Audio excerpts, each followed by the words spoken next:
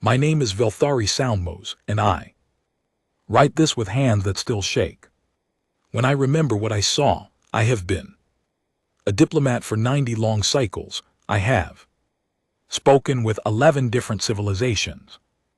Across the stars, I have signed treaties that ended wars and opened trade between worlds that once hated each other. I am not a young creature, and I am not easily frightened. But on that day, near a small blue world called Earth, I learned something that broke every belief I had ever held about who is strong and who is weak in this galaxy. It began in a quiet briefing room on Concord Prime. The walls were a soft gray color, the lights were low, and the air smelled faintly of the dry flowers our council members favor.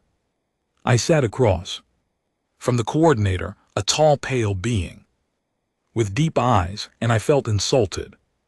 Before he even spoke, I had been told this meeting would be about my next assignment. I had hoped for something important, a border dispute perhaps, trade war between two of the larger member worlds, something worthy of my long career. Instead, the coordinator slid a thin folder across the table toward me. And GT, snorts. And GT, it was so thin I almost laughed. New civilizations always come with thick files full of warnings and numbers and fear. This file was barely 6 pages long. Most of the pages looked like apologies. Saul, the coordinator said, a bipedal mammal species, newly contacted, pre-tier 2 industry. They sent their first message into space only 40 cycles ago, and that message was a song about a small underwater boat painted yellow. We need someone experienced to handle the protectorate agreement. I stared at him. I did not know what to say. A protectorate? They were sending me with my 90 cycles of service and my 3 signed peace treaties to oversee a backward little world that still fought wars over lines drawn on maps. Coordinator, I said carefully, surely a junior diplomat would be better suited. This sounds like a training assignment. He looked away. That was my first warning, though I did not understand it at the time. The coordinator never looks away. He once stared down an angry warlord for 6 straight hours without blinking. The last 3 diplomats refused the post, he said quietly. The one before you resigned. The one before her requested a transfer to a methane swamp. The one before him simply stopped answering our messages and now grows fungus on a moon somewhere. And GT, snorts. And GT, we need someone with experience, someone who will not be rattled. I should have asked why 3 of my colleagues would rather grow fungus than work with these creatures. I should have asked many questions, but I was proud. And I was annoyed, and I want to prove that I was better than those who had failed before me, so I nodded and took the file. That evening, I read every page in my private quarters, sipping a cup of warm root tea. The information inside was almost embarrassing. The Snorts humans had only just begun to leave their own planet. They used chemical rockets, the kind we had abandoned 20,000 cycles ago. They had no faster-than-light travel of their own. We had found them, not the other way around. A scout ship had stumbled upon their system while mapping a dust cloud, and the humans had been so surprised that they nearly fired on the scout before realizing what it was.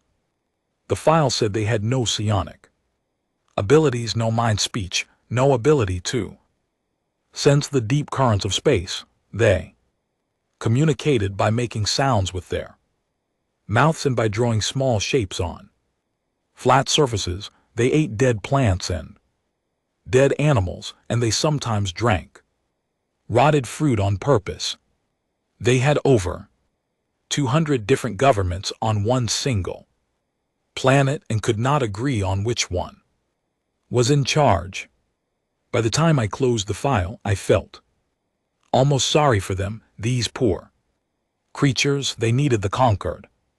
They needed our guidance, our protection, our wisdom. I would go to their world. I would smile at their leaders. I would offer them protectorate status, and they would weep with gratitude. It would be the easiest assignment of my career.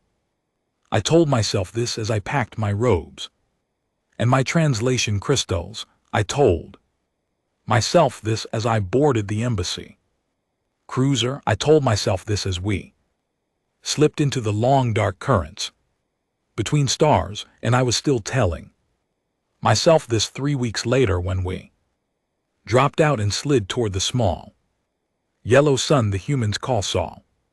My sensor officer was a young creature named Korath. He was bright and careful and not given to drama. He had served on my ship for 15 cycles and had never once made a mistake.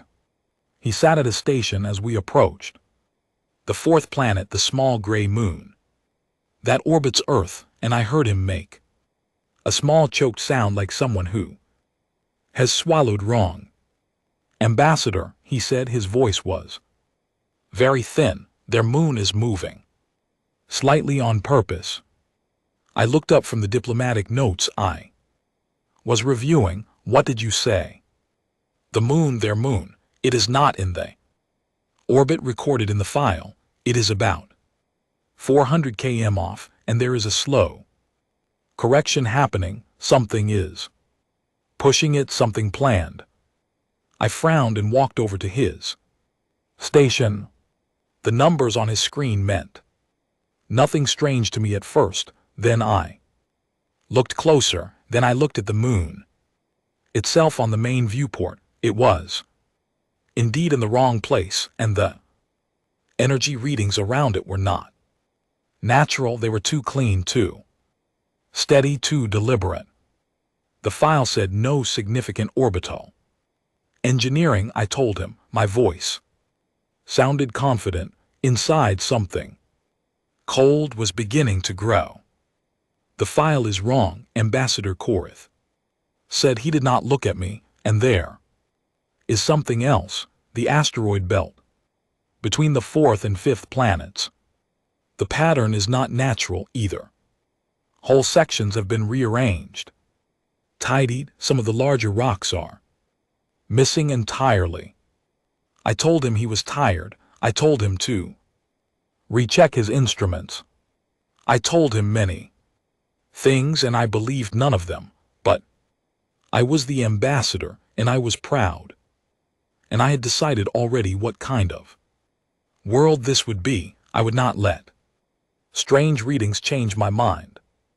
We continued inward toward Earth. As we passed Mars, the red planet that sits fourth from their sun, Korath made another sound. This time he simply pointed at the screen. There were lights on Mars, lights in patterns, not the random scattered lights of small settlements, but long, bright lines like the veins of a leaf spreading across the dry red land. There were structures there, many structures. And in orbit around Mars there were ships, small ones. I told myself cargo haulers. The file had said the humans had a tiny presence on Mars, a handful of research stations.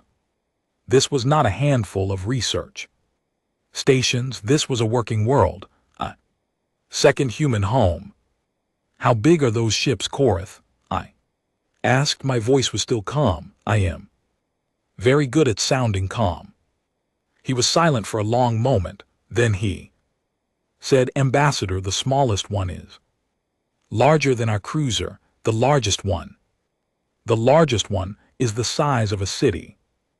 I went back to my chair and sat down.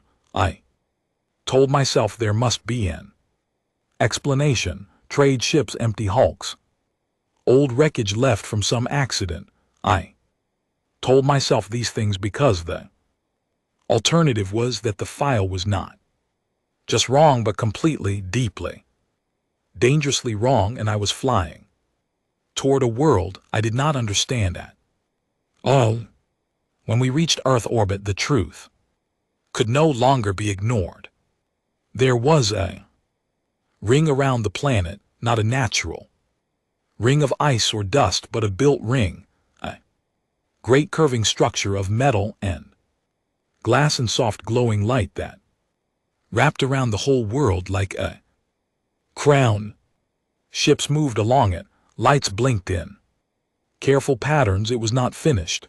I could see that, but the part that was finished was already larger than any structure the Conquered had ever built. The file had not mentioned this. The file had said the humans had a small space station with 6 people on it. I asked Korath very quietly how many people he thought the ring could hold. He looked at his instruments, he looked at the ring, he looked back at his instruments, then he said in a voice barely above a whisper, "Ambassador, millions. It is built to hold millions." A signal came in from the surface. It was warm and polite and offered us landing coordinates at a place called Geneva. The voice that spoke was a human female. She introduced herself as Director Ngozi Akanjowiwila, and she said she was looking forward to meeting me. She said the Earth Council was eager to hear what the Conquered had to offer. I told her I was eager to meet her too. I told her this with my best diplomatic warmth. I did not tell her that my hands were shaking, that my sensor officer was pale, that I was watching a moon move on purpose and a ring spin around a planet that should not have been able to build it. I did not tell her that I was beginning to suspect, deep in some old animal part of my mind, that I had not been sent here to give these creatures anything. I had been sent here to learn something, and I was already learning it, though I did not yet know what it was. We prepared the shuttle for descent. I put on my finest formal robes, the deep blue ones with the silver trim that I had worn when I signed the Villana Accord. I practiced my opening words in the small mirror in my cabin. I told my reflection that I was Ambassador Velthari Soundmess, that I had handled 11 civilizations, that one small backward mammal world would not unsettle me.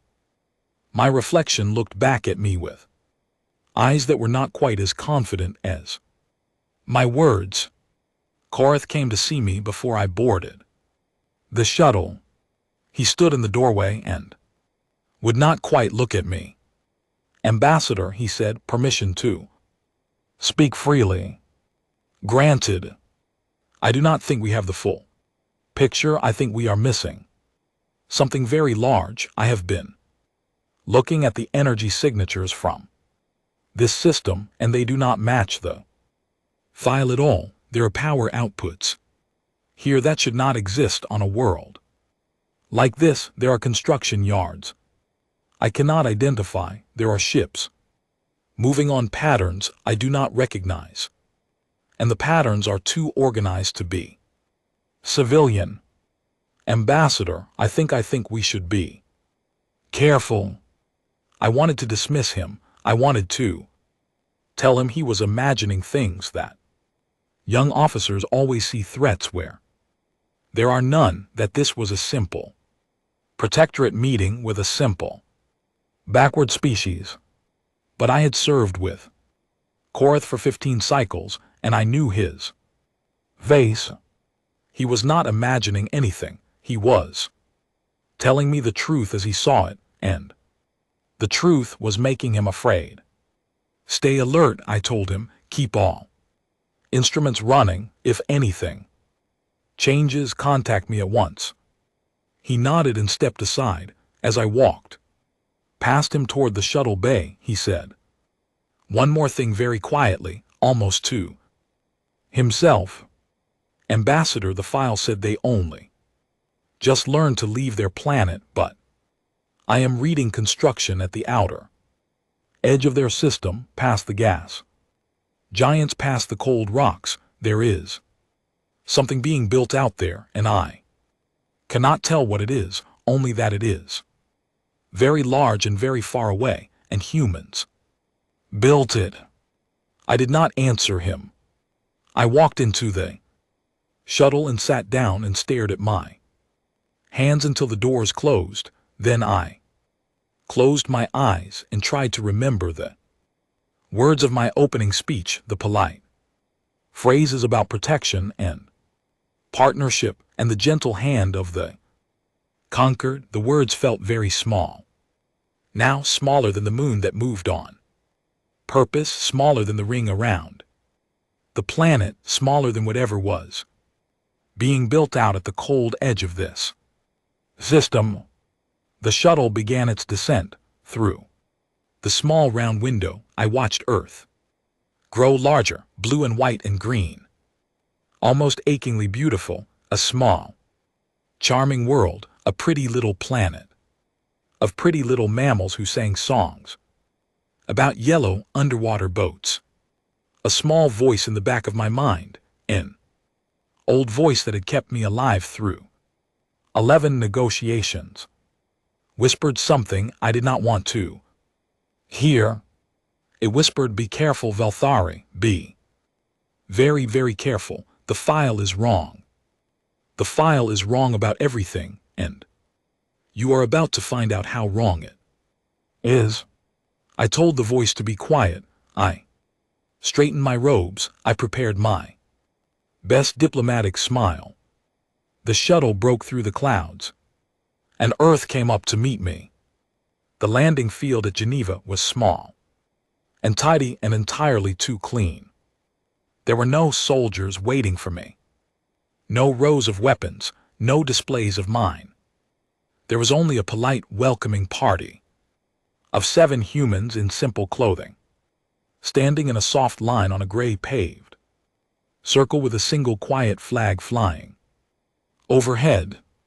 The flag was pale blue and showed a stylized image of their planet, seen from space. No weapons on the flag, no fierce animal, no symbol of war. Just the planet, small and round and blue.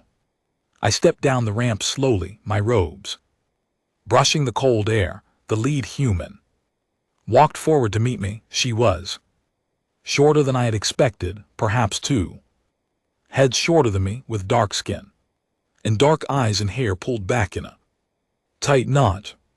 She wore a simple dark green jacket and trousers. She smiled at me. I had read about the human smile. It involves showing the small white bone tools they keep inside their mouths. My species find this gesture deeply alarming. In our culture, showing your teeth is what you do before you attempt to eat someone, but I had trained for this. I held my own face still and offered the formal greeting.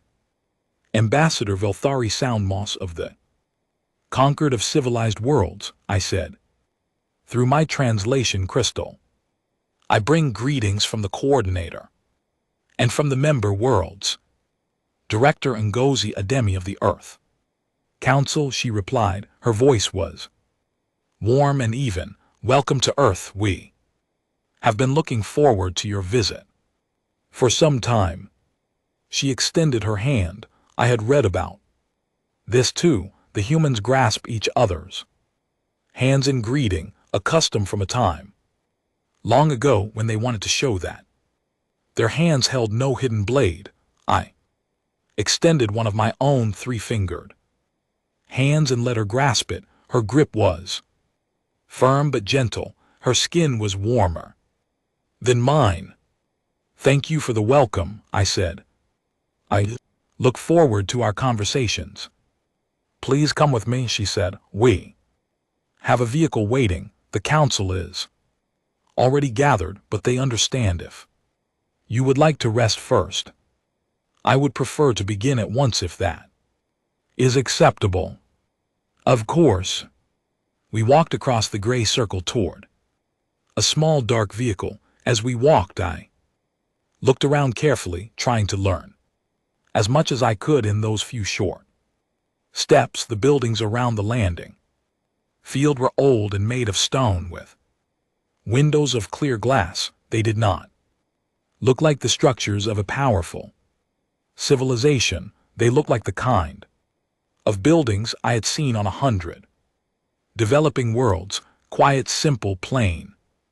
But there were details that did not match. The vehicle that waited for us made no sound at all, not even a hum. The pavement under my feet was not stone or concrete, but something else, something that seemed to slightly grip my boots so that I would not slip. Lights overhead were sunlight, not electric lights brought down through some kind of system I could not see. Small things, almost invisible things. But each one whispered to me that this world was not what the file had described.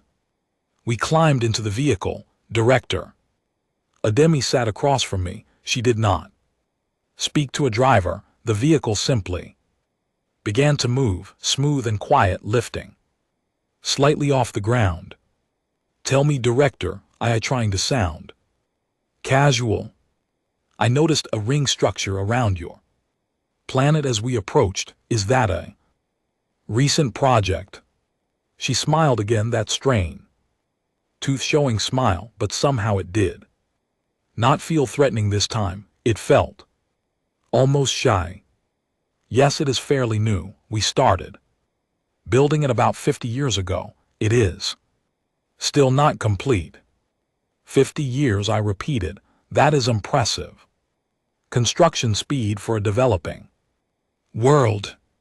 We were in a hurry, she said simply, and did not explain further. I let that pass. I had been trained not to push too hard in the first hour.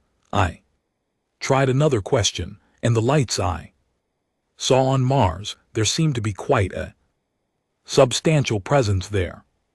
About 800 million people currently live on Mars, she said. Most of them are second or third generation now, born there. The first colonists went out about 60 years ago. It took some time to get the atmosphere thick enough for them to walk outside without suits, but we managed. I did not respond at once. I could not.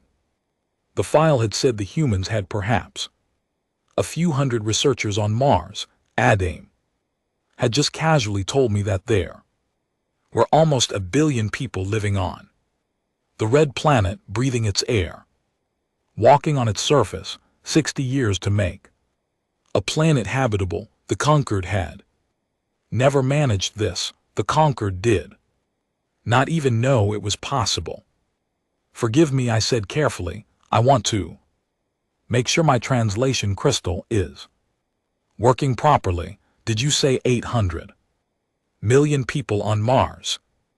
Yes, about that. The census from last year was 804 million, but we have grown a little since then. I sat in silence as the vehicle glided over the city.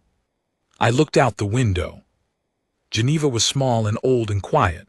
I saw parks, I saw lakes, I saw children playing in a green field, children with bright clothes and shoes that lit up when they ran. I saw a market where humans were buying fruit and bread and small live fish swimming in tanks. It looked in every way like a peaceful old town on a peaceful old world. And somewhere overhead, 800 million humans lived on a planet they had made breathable in 60 years. We arrived at the council building.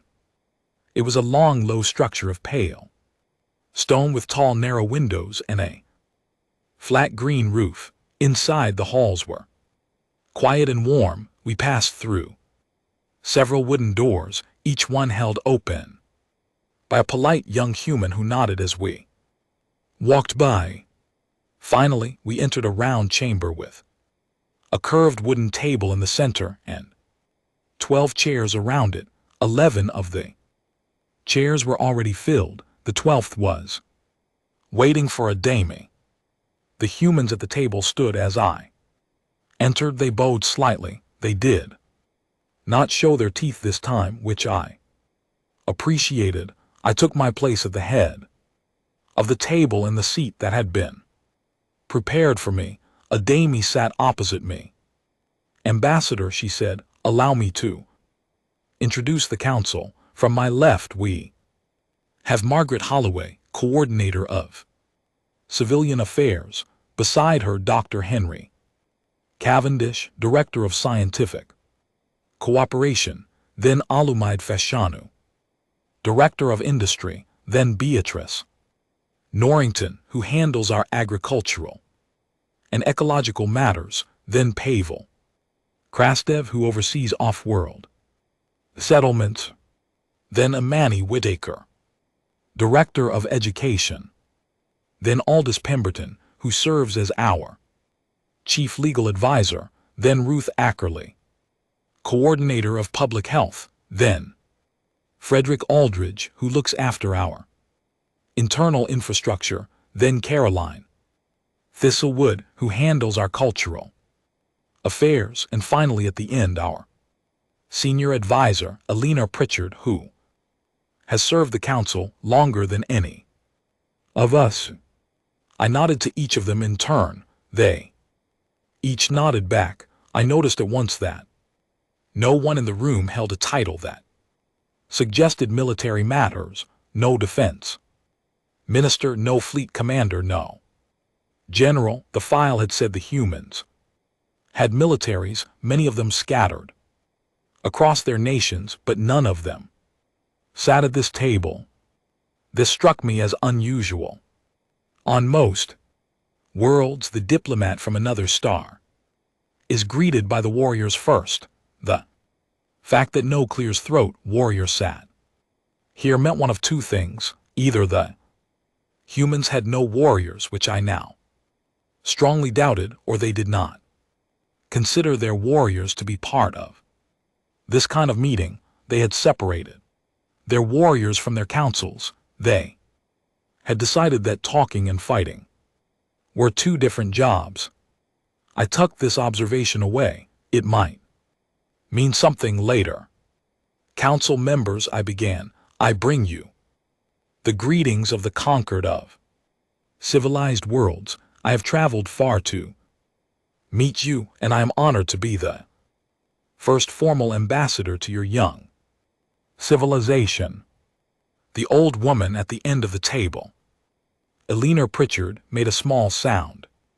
It was not quite a laugh, but it was close. The man beside her, Aldous Pemberton, looked at her sharply, and she became still again. I noticed this. I did not understand it, but I noticed it. I continued, "The conquered is a great alliance of 43 member civilizations, spread across nearly 2,000 worlds. We have existed for over 100,000 cycles. We maintain peace between member species. We share trade and knowledge, and we welcome new civilizations as they reach the necessary level of development." I paused to let this settle. The humans watched me politely. None of them seemed impressed, but none seemed dismissive either. They simply waited. "Earth," I continued, "is a young world. You have only recently begun to leave your planet. You have not yet developed faster than light travel of your own. You have not yet unified your governments. There is much you do not know about the galaxy, and much that the galaxy can offer you. The conquered is prepared to offer Earth protectorate status.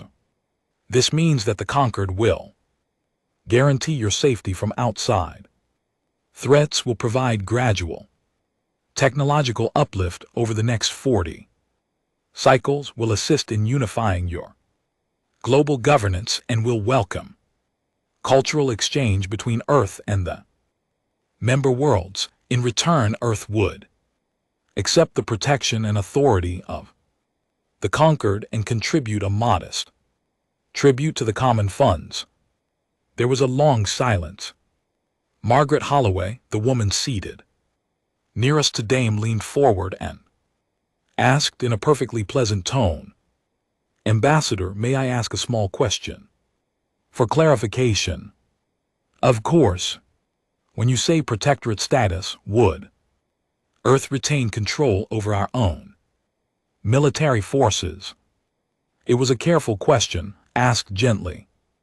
I considered my answer. The standard conquered protectorate agreement required all member protectorates to disband their independent military forces and place defense matters entirely in the hands of the conquered fleet. This was standard. It was how the conquered prevented wars between protectorate worlds. In the standard agreement, I said, protectorate worlds transfer their defense forces to conquered oversight. The conquered fleet then assumes responsibility for protecting your world. This is for your safety. It allows your world to focus on growth and prosperity rather than the burden of maintaining your own warriors. Margaret Holloway smiled and nodded as if I had said something very interesting. She did not speak again. Dr. Henry Cavendish spoke next. He was a thin man with silver hair and small, round glasses, and the technological uplift. Ambassador, could you describe what that might include? Of course, over the first 10 cycles we would introduce clean energy systems based on quantum extraction, then over the next 10 cycles, basic life extension, medicine, then advanced agriculture, then planetary climate control, then in the final phase, sublight propulsion technology so that your ships might reach the nearer member worlds. How interesting, Cavendish said. He wrote something on a small pad of paper. He did not seem either eager or hesitant. He wrote the way a man writes, who is taking notes for a record, not for personal use. The questions continued for nearly 2 hours. The humans asked about trade, restrictions, about cultural exchange, programs, about how disputes would be settled. They asked careful, thoughtful questions, and they took careful, thoughtful notes. They did not argue. They did not refuse. They did not say yes either. They simply asked. At one point, the old woman, Alina Pritchard, finally spoke. Her voice was thin but clear. Ambassador, in your long career, has any world ever declined the offer of protectorate status? I smiled kindly. No senior advisor, no developing world has ever made such an unwise choice. The protection of the conquered is a great gift, and even the proudest civilizations have understood this. She nodded slowly. She wrote nothing down. She simply looked at me, and her old eyes were calm and steady, and I felt for the briefest moment as if I were the one being studied, not the other way around. After 2 hours, Director Adame suggested we pause for a meal. The council members rose, bowed, and filed out of the room. Adame led me down a hallway to a small, private dining room with a round table set for 2. The meal that was served was strange to me, but not unpleasant. There was bread, which I had read about, made from ground grass seeds and baked in fire. There was a deep red liquid in a glass, which Adame explained was fermented from fruit wine, she called it. I sipped it carefully and found it surprisingly good. There was also a soft pale cheese and small green leaves dressed in oil and salt. As we ate, Adame asked me about my journey about my home world, about my family. She was warm and curious and seemed truly interested in my answers. I began to relax. This was just diplomacy. This was just a charming small world, handling its first contact with the larger galaxy with admirable grace. Then near the end of the meal, a young aide came into the room with a tray of small sweet cakes. She set the tray down and began to leave. Before she reached the door, she turned back and looked at me with bright, curious eyes. "Ambassador," she said, "may I ask you question?" Adam looked at her with the expression of someone who would correct the young lady but would allow the question for now. I smiled and nodded. "Of course." "In your council," the young aide said, "when a member species joins the conquered, are they allowed to keep their own ships, their own fleet?" I considered the question. "Member worlds keep their merchant fleets and their civilian transport ships. Their military fleets are integrated into the conquered fleet." "Integrated," she repeated. "Does that mean controlled by the conquered or just coordinated with the conquered?" "Controlled," I said, "for safety, so that no member world might use its fleet against another member world." She nodded as if this had confirmed something she had already guessed. "Thank you, Ambassador, that is very helpful." She left the room. Adam sighed gently and shook her head. "I apologize, she is very young, she should not have asked." "It is no trouble," I said. "Curiosity is a fine quality in the young." The Adam looked at me for a long moment. Over her glass of wine, her dark eyes were thoughtful. Then she smiled, and there was something different in the smile, something I could not quite name. "Ambassador," she said, "before you submit your recommendation to the conquered, would you like to see our fleet? I believe it is customary in your protocols for an arriving ambassador to inspect the defense forces of the world he is meeting." I felt a small thrill of delight. Of course, she had thought to offer this. It was a quaint custom, but a polite one. The humans must have read our protocols carefully. They must have wanted to make a good impression. I imagined a small parade of perhaps dozen ships polished for the occasion. Lined up in orbit, I would tour them. I would say kind words. I would compliment their little vessels. It would be a pleasant gesture, a small kindness from a wise visitor to a young world. I would be delighted, Director, I said, whenever it is convenient. Tomorrow morning, if that suits you. The fleet is not always easy to gather, but they are within reach this week. Tomorrow morning would be excellent. She smiled once more, and again I felt that something was slightly different about her smile, though I could not say what. That night I slept in a guest room with a large window that looked out at the moon. The moon hung in the dark sky, bright and round and silver. As I drifted towards sleep, I remembered what Chorus had said. The moon was moving on purpose, slightly carefully held in some new position by a hand I could not see. I closed my eyes. I told myself there would be a simple explanation. I told myself that tomorrow I would see their little fleet, and I would smile, and I would compliment them, and I would return to Conquered Prime with a signed protectorate agreement and the gratitude of a small, charming world. I told myself many things. The old voice in the back of my mind, the one that had been with me through 11 negotiations, did not say anything at all. It had become very, very still. And in the dark, that stillness felt like the worst warning of all.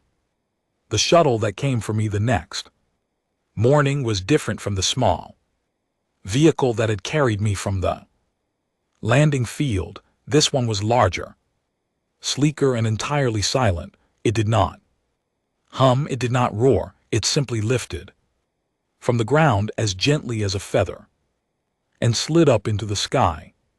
Director Ademi sat beside me, calm and unhurried, sipping a hot drink from a small ceramic cup. She had offered me one as well. It was called coffee. It was dark and bitter and made my chest feel warm. "How far is the fleet stationed?" I asked her. "Past the orbit of your 8th planet." She said, "Neptune, we call it. Snort's fleet is currently in formation. Just beyond on the far side. We will be there in about 30 minutes. I stared at her. 30 minutes passed. "Neptune?"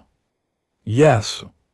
The distance from Earth to Neptune is enormous, even with the best sublight propulsion in the Concorde. That journey takes nearly 2 full cycles of the human clock. 30 minutes was not possible. 30 minutes was a joke."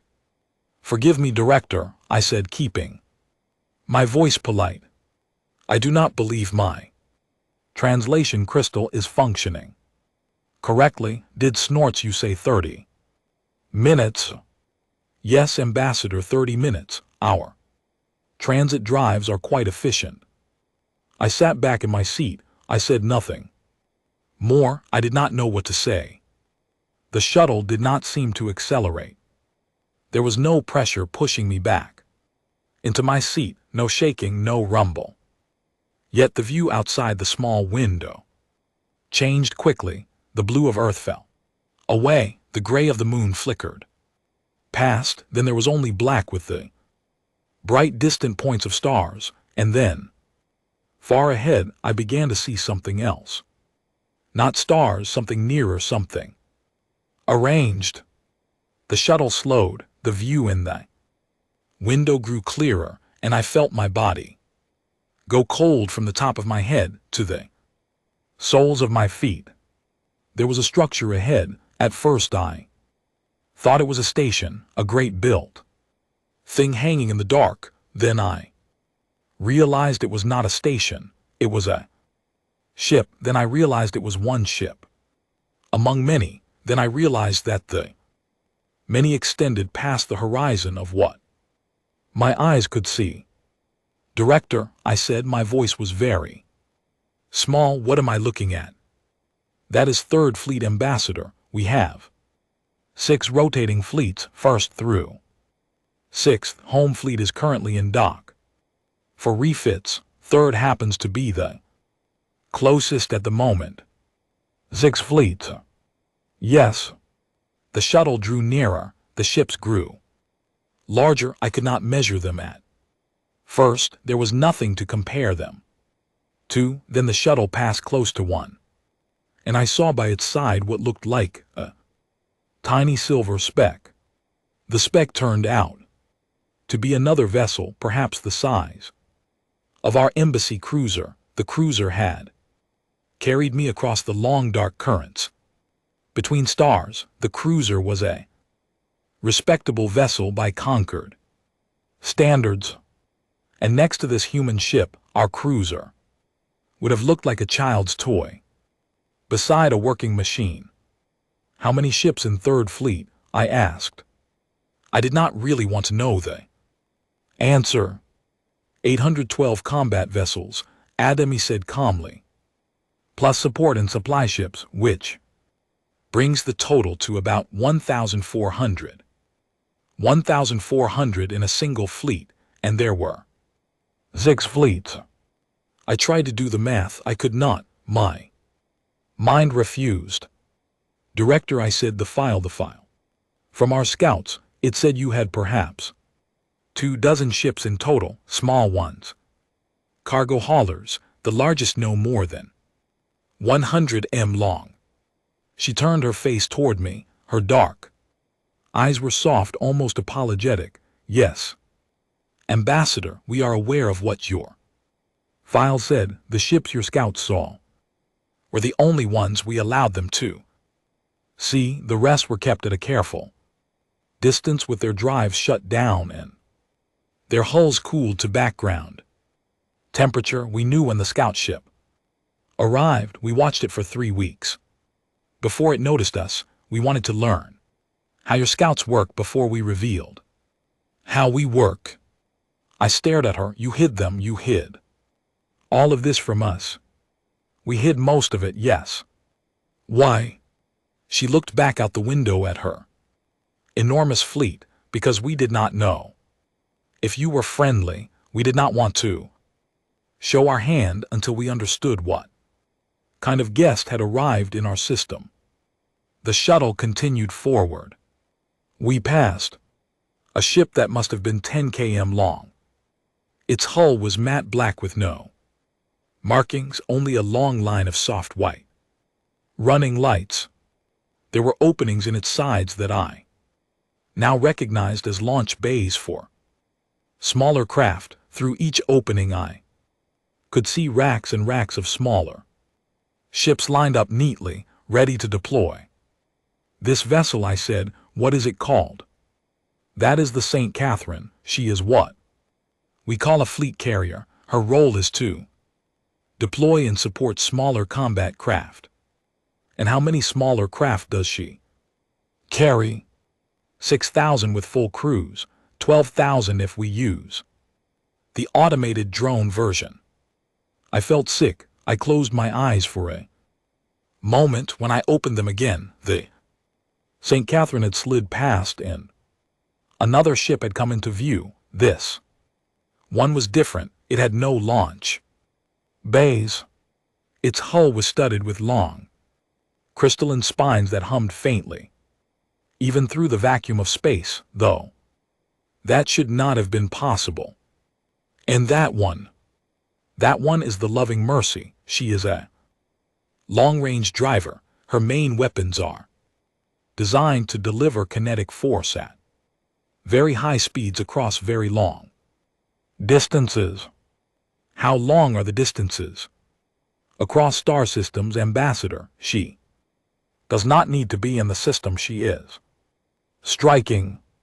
I said nothing. I could not. I sat in the silent shuttle and watched ships slide past, each one larger and stranger than the last. There was a ship that looked like a great open lattice full of holes. Adam told me it was a defense screen ship designed to absorb and disperse enemy fire across thousands of cubic kilometers.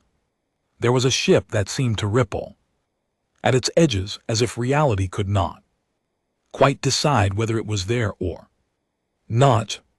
Adam told me that one was experimental and asked me gently not to look at it too long. There was a ship the size of a small moon. I asked what it was. She winced slightly as if embarrassed. That is a munitions tender, Ambassador.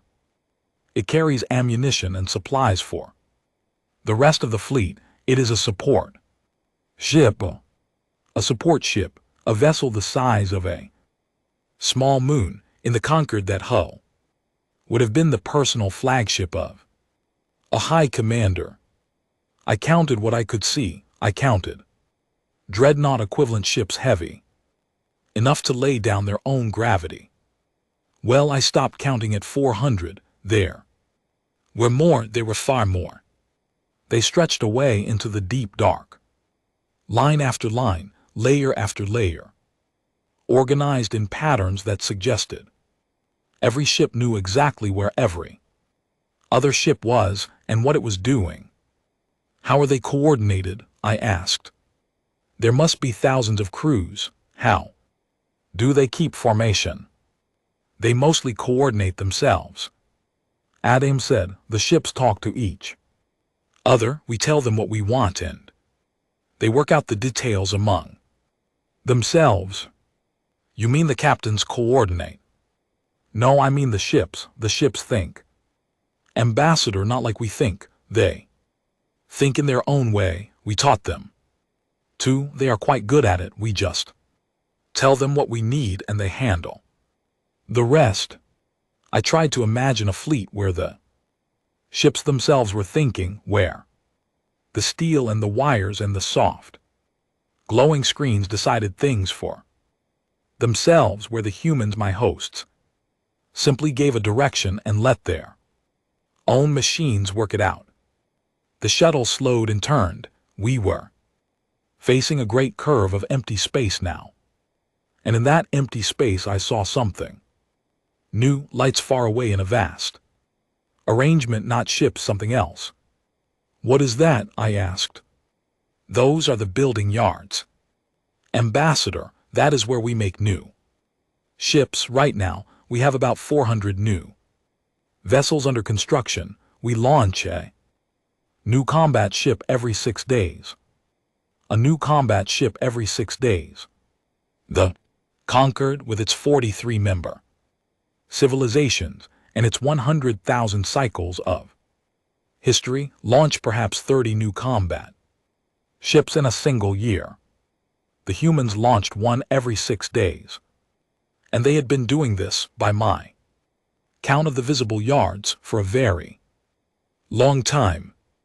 Director, I said. I had to swallow before I could speak again. How long has this been going on? How long have you been building this fleet?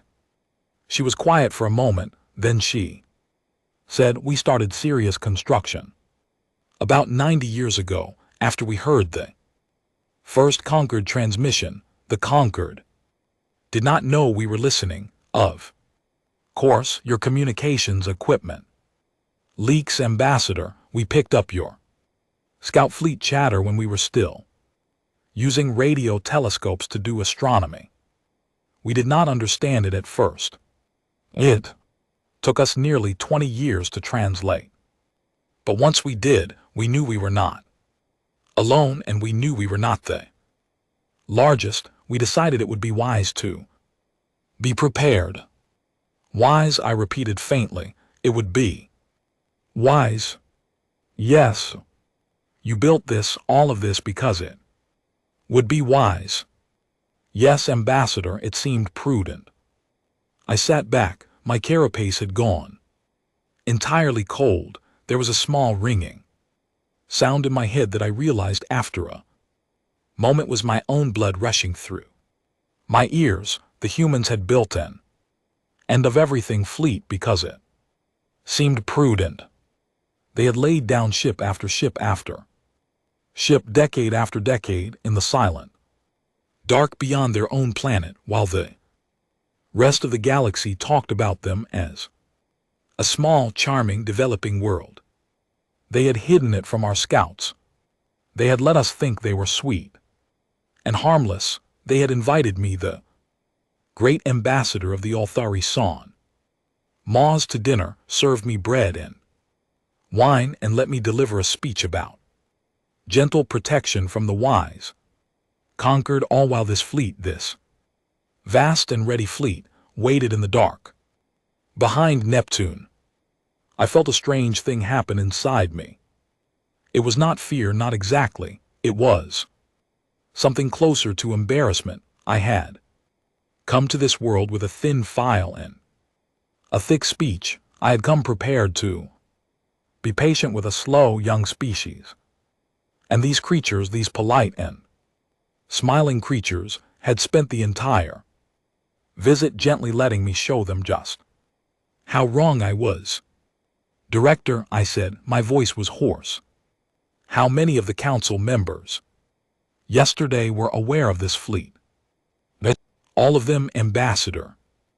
And the young aide, the one who asked the question about whether member worlds keep their fleets.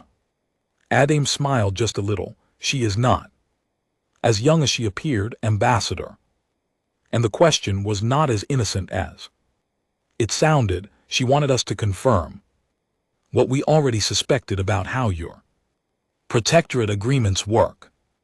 I closed my eyes. The whole dinner played back in my mind, every smile, every gentle question, every polite nod. They had been studying me the entire time. They had let me speak about protection and uplift and tribute, and they had simply listened, and they had taken careful notes, and they had let me believe I was the powerful one in the room. I opened my eyes. The fleet was still there. The yards were still there. The new ships were still being built even now, even as I sat in the shuttle, one every 6 days, year after year, decade after decade. There is no chair, I heard myself say. I did not understand why I said it. What was that, Ambassador? There is no chair. I should sit down. I'm sitting, but I should sit down. Adame reached over and gently placed her warm hand on my arm. Take your time. Ambassador, there is no hurry. We will return to Earth when you are ready.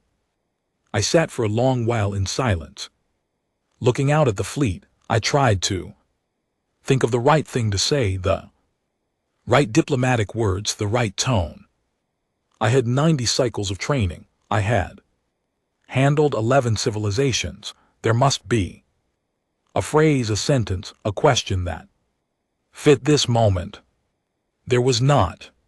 There was no phrase in the diplomatic codes for what I was feeling. Finally, I asked the only real question, the only one that mattered. Director Adame, why did you show me this? She was quiet for a long moment. When she spoke, her voice was soft and very kind. Because you came here, Ambassador, to offer us protection, and we did not want you to embarrass yourself further. We did not want to sign an agreement that pretended things were one way when they were truly another. We respect you. We respect the conquered. We would very much like to be part of something larger than ourselves, but not as a protectorate, not under any agreement that says we are weak and you are strong. We would like instead to be invited as equals, and we thought it was only fair before you made any more offers to let you see what equal looks like. I nodded slowly. I did not trust my voice.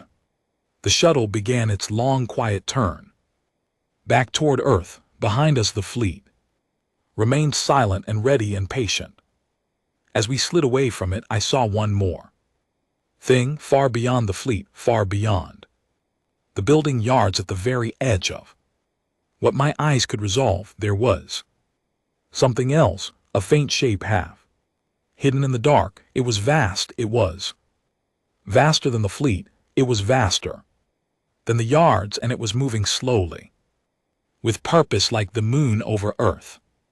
I did not ask what it was. Some part of me, very old and very wise, said, do not ask. Some questions are not meant for one day. I closed my eyes for the journey home.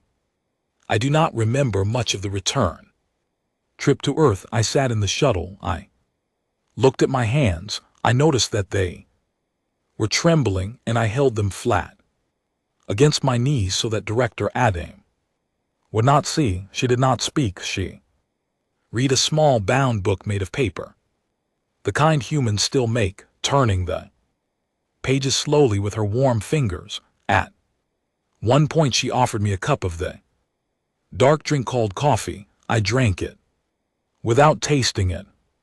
When we landed at Geneva, the sun was setting.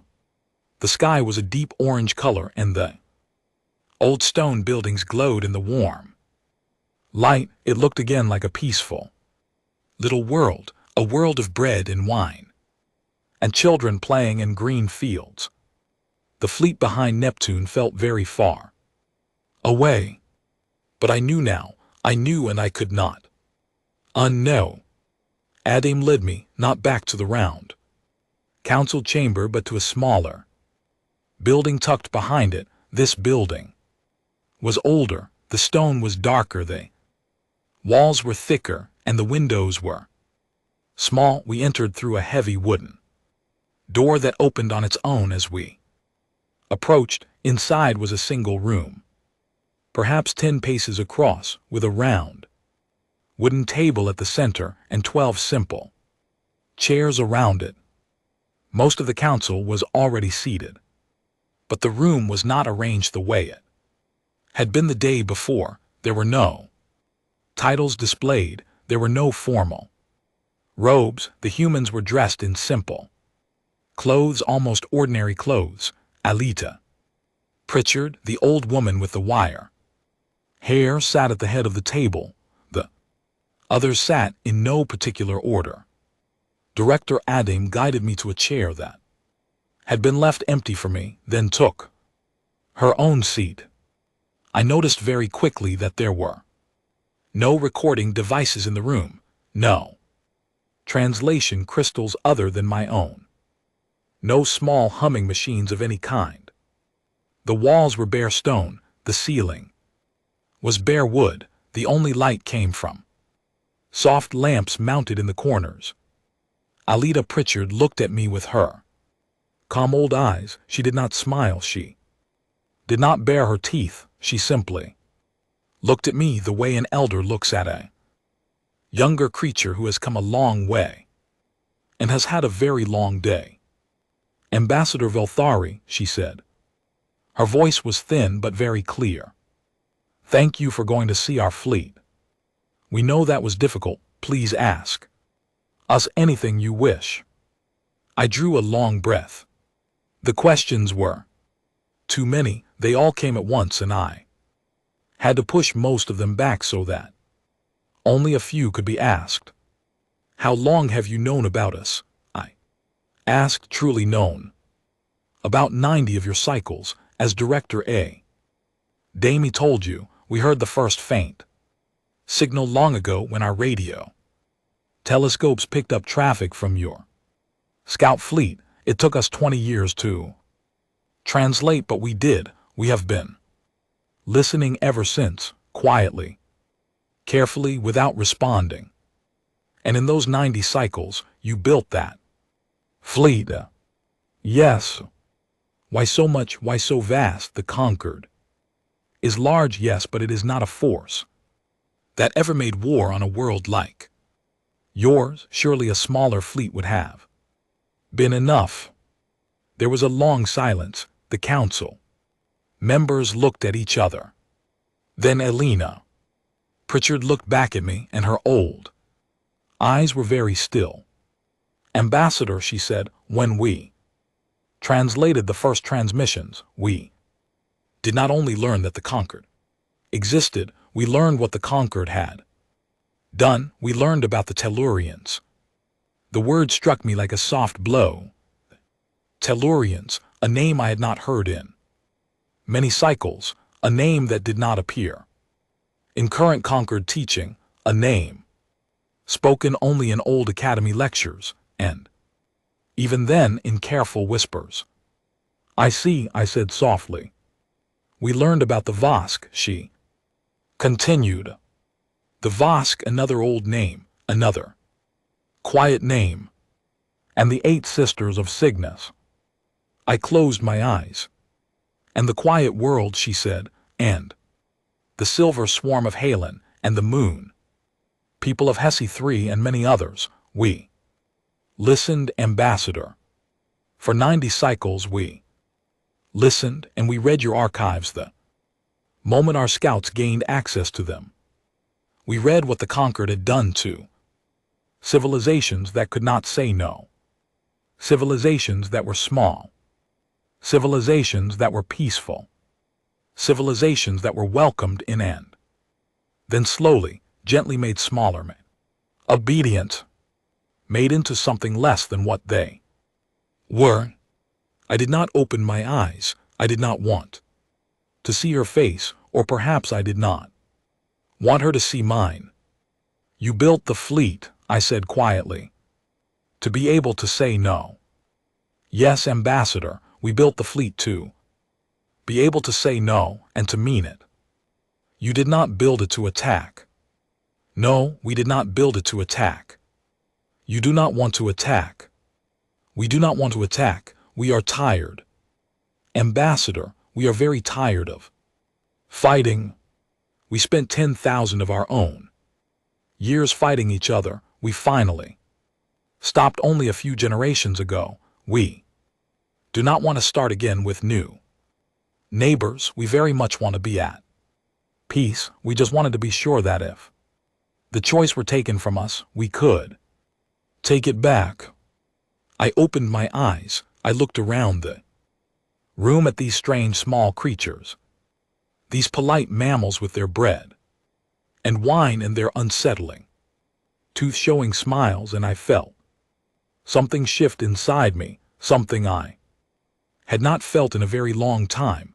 It was the feeling of being seen by people who understood me better than I had understood them.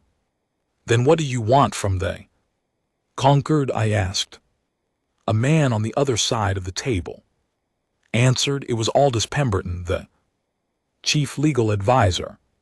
He was a tall, thin man with gray hair and steady gray eyes. He spoke slowly and carefully. Membership, he said, full, equal. Voting, full. We will pay our share of the common funds. We will send a delegation to your council halls. We will sit on the same committees as any other member. World, we will contribute to the common defense as you have seen, and generously we will share our technology where it is welcomed, and we will respect the customs of older members. We will be in every way a good member, but not a protectorate, not a follower, not a small charming world that is gently made smaller over time. An equal member or no member at all. And in return you ask for what? Pemberton paused. He looked at Elena Pritchard. She nodded slightly. He looked back at me.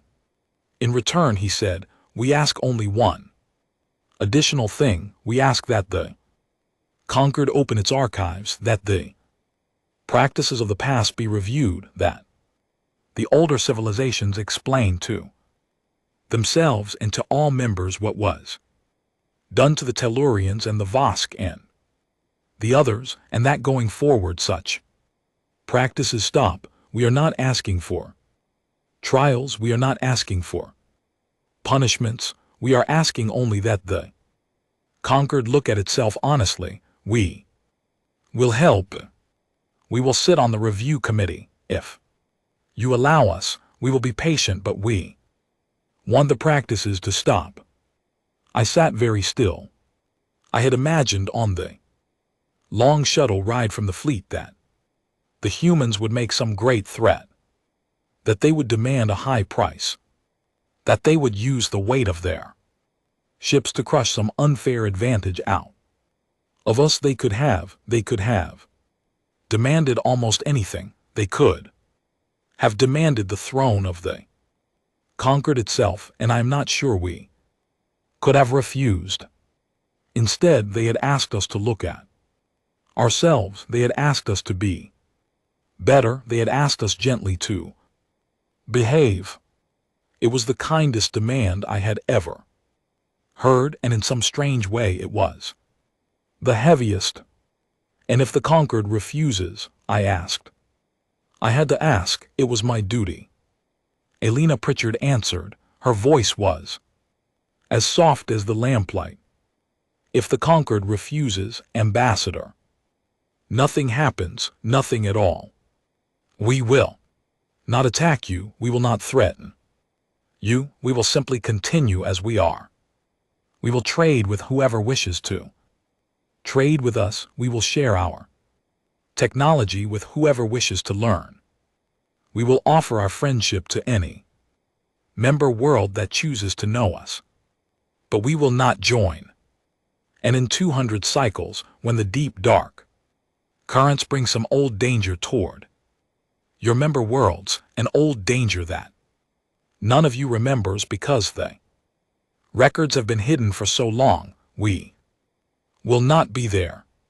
We will hear your call and we will stay home. We will tend our gardens. We will love our children. We will let the Conquered face it alone. She paused. Her old eyes held mine. We hope it will not come to that. We are not a vengeful people, Ambassador.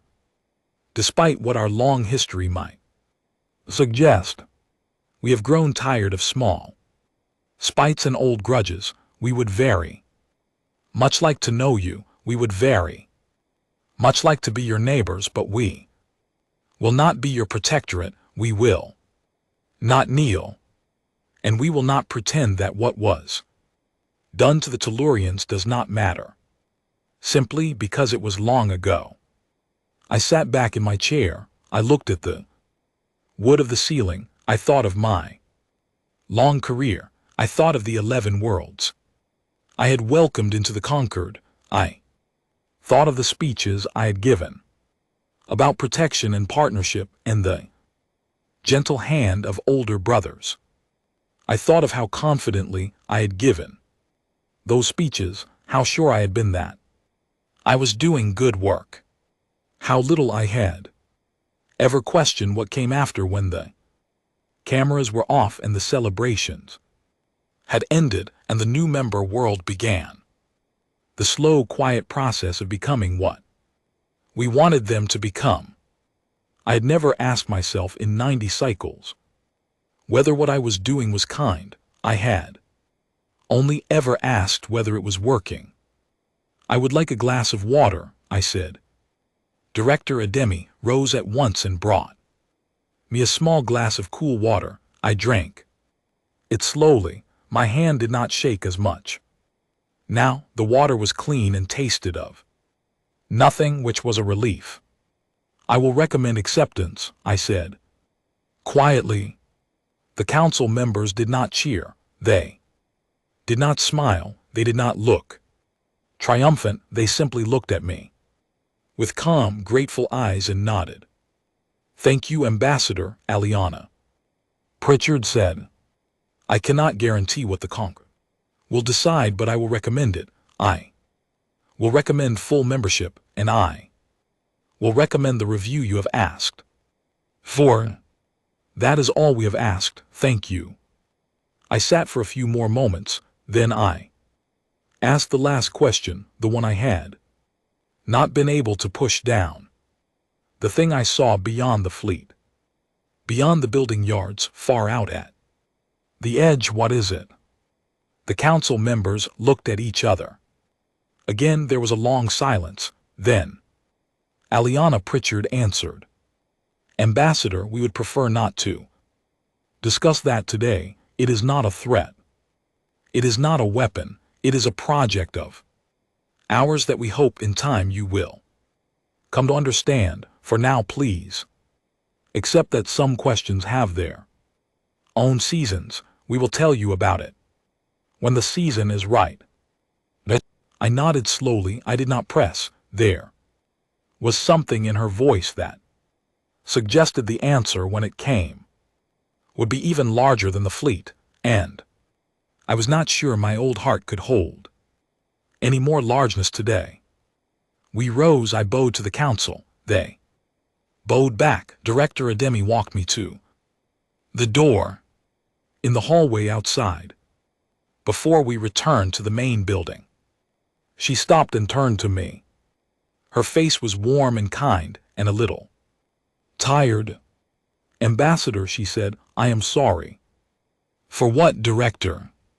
For all of this, for letting you give the speech yesterday, for making you go through this. We thought it was the best way. We hoped you would notice on your own. You see, we hoped you would see the orbital ring and the moon and the Mars lights, and you would ask. We left signs everywhere. We hoped you would understand without us having to show you the fleet. We do not enjoy what happened on the shuttle today. We did not want to embarrass you. I considered her for a long moment. Director Ademi, I said, yesterday you slid a chair under me when my legs would not hold me up. I did not thank you at the time. I should have. Thank you for the chair and for being kind when you did not have to be. Her dark eyes grew slightly wet. She nodded once and could not seem to speak. It is I who should apologize, I continued, for not asking, for not noticing, for arriving here so sure of what I would find that I could not see. What was really here, I am older than you, director. I have seen more star systems than you have seen continents. And yet you have taught me more in 2 days than my own elders taught me in 90 cycles. I owe you a debt for that. There is no debt, ambassador. We are simply glad you came. So am I, director, so am I. She walked me back to my guest room. I did not sleep that night. I sat by the window and watched the moon, which moved on purpose, slightly carefully held in some new orbit by a hand that I now understood to be human. I returned to Concord Prime 3 days later. The journey back felt longer than the journey out. I spent most of it in my cabin, writing my report by hand on smooth paper the way the older diplomats used to. I did not trust the recording crystals. I wanted every word to come slowly through my fingers so that I would have to think about each one before I said it down. Korath came to see me twice. Each time he asked quietly whether I was well. Each time I told him I was. Each time he did not believe me, but he was kind enough not to press. When we arrived at Concord Prime, I was met at the docking ring by a small staff officer who informed me that the coordinator wished to see me at once. There would be no rest. There would be no chance to clean my robes or order my thoughts. The coordinator wanted to know what I had learned, and he wanted to know now. I followed the officer through the long, pale corridors of the central building. We passed many familiar walls. We passed the great window that looked out at the bright blue gas giant the coordinator's homeworld orbited. We passed the small alcove where I had often paused to gather myself before important meetings. I did not pause this time. I did not feel the need. I was led to the same quiet briefing room where only a few months earlier the coordinator had handed me the thin file. On Earth, the room looked exactly the same. The walls were still soft gray. The lights were still low. The dry flowers on the side table had been replaced with fresh ones, but they were the same kind and the same arrangement. The coordinator was already seated at the table. He rose as I entered, gave me the slight formal bow of an elder to a respected colleague, and gestured for me to sit. He looked tired. He had always been thin, but he seemed thinner now, and the deep lines under his eyes were a little deeper. Velthari, he said. He used my first name, which was unusual. Welcome back.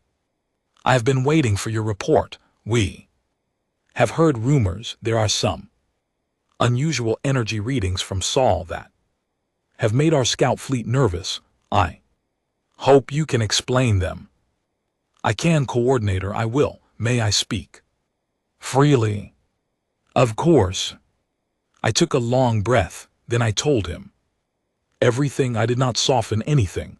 I told him about the moon that moved on purpose. I told him about the ring around Earth and the 800 million people living on Mars and the polite council members who had taken careful notes. During my speech, I told him about the dinner of bread and wine and the young aide with her sharp question and the quiet older woman with the wire hair. I told him about the shuttle ride to Neptune in 30 minutes. I told him about Third Fleet. I told him about the carrier called St. Catherine and the long-range driver called Loving Mercy. I told him about the support ship, the size of a small moon, and snorts, the building yards launching new combat vessels every 6 days. I told him about the ships that thought for themselves and the experimental ship that I had been asked not to look at too Long. I told him about the meeting in the small old building with the bare stone walls. I told him about the offer. Membership, full equal voting with one additional condition, a review. Certain old practices the conquered no longer like to discuss. I told him about the Tellurians.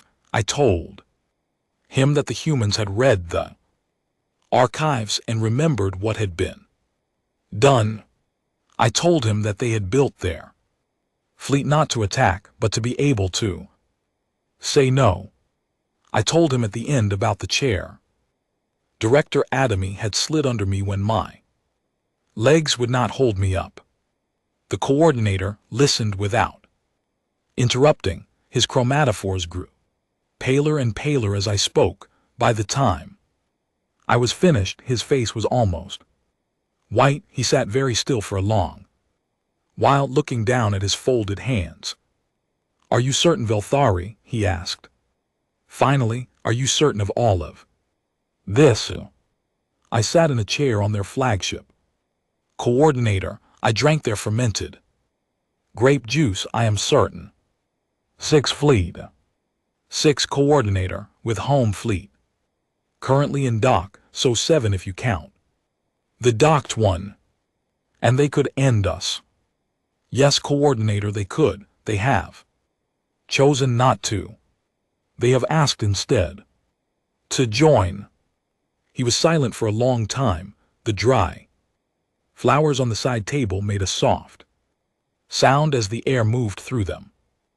Outside the window, the great blue gas giant turned slowly in its long, quiet orbit. "What is your recommendation?" he asked. At last. "Acceptance, Coordinator, full membership, equal voting, and the review." "They have asked for the review." "Yes. You know what that will mean if the archives are opened, if the practices are examined, if the older members are asked to explain what they did to the Tellurians, to the Vosk, to the others." "I know, Coordinator. There will be questions. There will be old wounds reopened. There will be member worlds who will be angry. Yes. It may shake the conquered deeply. It may, Coordinator, but I believe the conquered can withstand it. I believe in fact that the conquered will be stronger. After, I believe we have been carrying these old wrongs for a long time, and they have grown heavy. Setting them down, even painfully, may help us walk further than we have walked in many cycles." The Coordinator looked at me for a long moment, then he made a small, soft sound that I realized after a beat was a quiet laugh. It was not a happy laugh. It was the kind of laugh an elder makes when a younger one has surprised him. "Velthari sound Maz," he said. "You sound like one of them." "Coordinator," I replied, "I sound like someone who has been to Saul and come back. There is a difference, but it is small, and it is getting smaller every day." He nodded slowly. He drew the thin folder from the table, the same folder he had given me months before. He looked at it, then he set it carefully aside.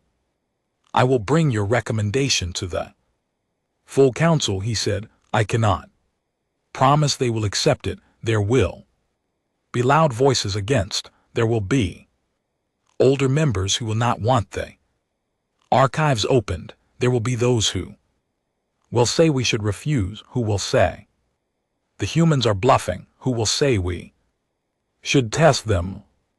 They are not bluffing, Coordinator. I believe you, but I will need to convince others. I will help."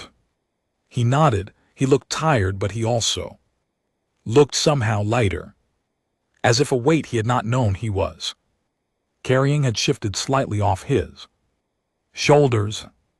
I left the briefing room. I walked out into the long, pale corridor. I passed the great window. I paused there just for a moment, and I looked out at the blue gas giant and the bright, distant stars. I thought of the moon and Earth, moving on purpose, held in its new orbit by a hand I could not see. I thought of the fleet behind Neptune, silent and ready and patient. I thought of the building yards launching one new ship every 6 days, year after year for 90 long cycles. And I thought of Director Adami in her simple dark green clothes walking beside me across a gray paved circle on a warm spring afternoon, smiling her unsettling, tooth-showing smile, asking me carefully about my journey. I had come to her world certain of what I would find. I had found something else entirely. I had found a species that could end us, and that chose every day to set the table instead. I had found a species that built a fleet not for conquest but for the right to say no. I had found a species that, given the choice between fear and friendship, had reached for friendship while still keeping its hand quietly near a great and terrible reserve. I am old now. I do not know how many more cycles I have left. I do not know what the council will decide. I do not know what will become of the review, or of the old practices, or of the long, silent question of what the conquered has been and what it might choose to be. But I know this. On the day I learned that humans controlled a fleet that could end worlds, I did not feel fear. I felt something stranger and softer and more lasting. I felt grateful that on the day a young species came of age in this galaxy and discovered it was stronger than its elders, it chose, for reasons of its own, to be kind about it, to slide a chair under the elder when the elder's legs gave way, to ask gently for the elder to do better, to wait patiently for the elder to hear. May they continue to find us worth their kindness. May we slowly become worth it. This is the report of Ambassador Velthary Soundmez of the conquered of civilized worlds on the matter of Earth, the small charming world that turned out to be neither small nor charming, but something far more wonderful and far more frightening, and in the end far more welcome than any of us had dared to hope. End of report.